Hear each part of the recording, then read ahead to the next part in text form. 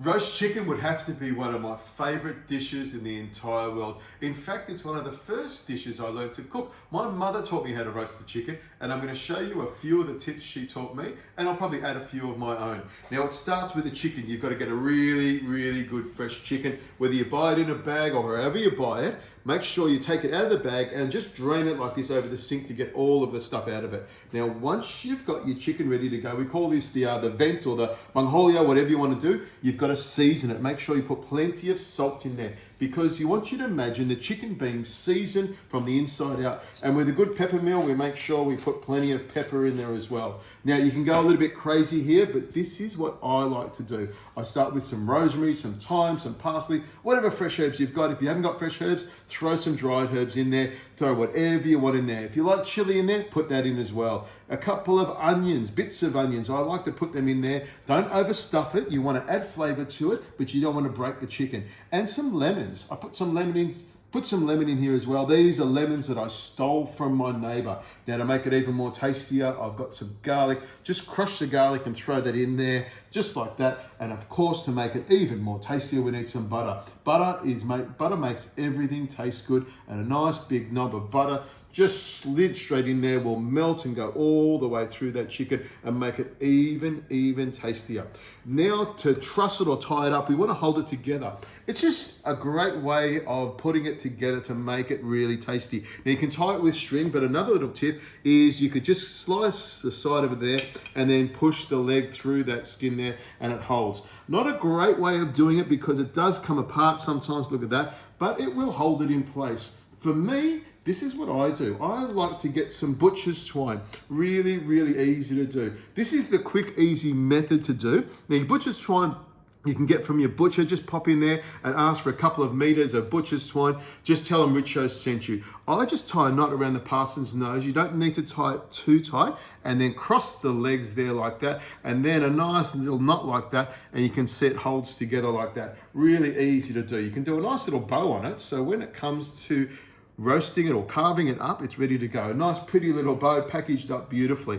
I'll show you another method of doing that. Just take that off there like that. You can see it comes off nice and easily.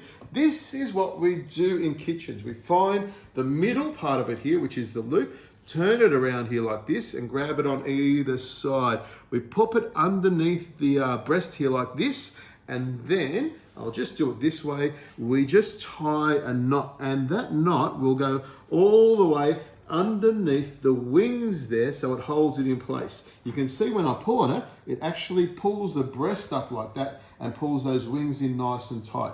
Now, you can do a double knot to lock it in place there. Doesn't really matter. We're not going to have to hold this thing down because it's not moving much anymore, so we just need to hold it nice and tight. So when it roasts, it comes up beautifully. Then up to the front here, around that parson's nose there like that, I just tie a nice little knot there just to hold that in place. Don't tighten it too much because you'll just break it in half. And then bring those legs there like that in the middle, and then tie that up like that. A nice gentle knot there. And then just carefully pull it all together, and you can see it holds up beautifully.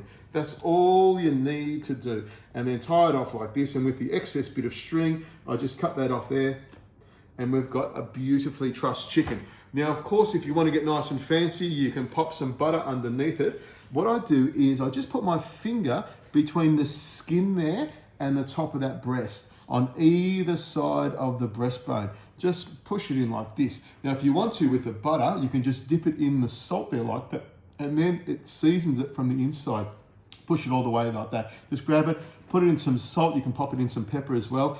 And as that butter melts into the, as that butter melts while it's roasting, it seasons it from underneath the breast there like that. Grab it like that, just a little bit of salt there like that, and pop it under there like that. Look at that, beautiful. Now that butter will melt and go into the breast and keep it nice and moist. If you want to get really kinky, you could of course put some bacon over the top of there and roast it like that. It's as easy as that. But another great little tip is of course seasoning it. We need to make sure it tastes fantastic. You might think I put a lot of salt in it. I do put a lot of salt because salt loves meat, meat loves salt's on the t-shirt here. It's the salt that brings out the flavor. It's the salt that makes it tasty. It's the salt that will make this the best chicken you'll ever eat. A bit of pepper on there as well, all the way around there like that. And of course, while you're at it, why wouldn't you just brush it with a bit of olive oil on the outside. That will help that skin to crisp up, because there's nothing better than crispy roast chicken skin, which I think is one of the best things in the world. Just brush it on like that.